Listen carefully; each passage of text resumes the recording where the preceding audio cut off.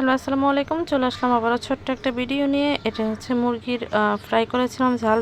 আমি এখানে সব প্রকার মশলা দিয়ে মুরগিটা ম্যারিনেট করে রাখবো। দিয়েছিলাম আদা বাটা, রসুন বাটা, জিরার গুঁড়া, হলুদের গুঁড়া, ধনিয়ার গুঁড়া, একটু গরম মশলার গুঁড়া, গোলমরিচের গুঁড়া, মরিচের গুঁড়া। তো সব কিছু দিয়ে আমি সাথে একটু লেবু রস এবং একটা ডিম দিয়ে এখানে ম্যারিনেট করে রাখবো। ভালো করে মেখে নেবেন। আমার হাতটা কাটা ছিল, আর অ্যাকচুয়ালি আমি কাঁচা মাছ মাংস ধরতে পারি না, আর মরিচটা তো মোটেও ধরতে পারি না, আমার হাত খুব জ্বলে।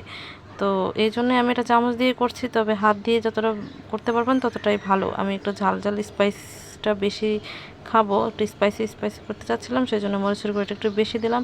এই যে ম্যারিনেটটা করে একটা এয়ারটাইট বক্সে রেখে আমি দিয়ে রেখেছিলাম হচ্ছে প্রায় 2-3 ঘন্টা ফ্রিজে। তারপরে যে মুরগির মাংসটা ভেজে নিলাম।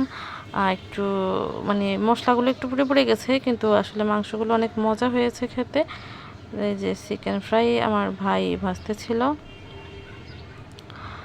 এই যে ভাজা পোড়া প্রায় শেষের দিকে আমরা খেয়ে নিব। তো আমার ভিডিওগুলো কেমন লাগে অবশ্যই জানাবেন। আমার ভিডিওগুলোতে একটু লাইক দিবেন, কমেন্টস করবেন আর শেয়ার করবেন, আর যদি পারেন আমার পেজটাকে একটু ফলো করবেন। তো আজকের ভিডিওটি এই পর্যন্তই। ধন্যবাদ। আল্লাহ হাফেজ। ভালো থাকবেন সবাই, সুস্থ থাকবেন।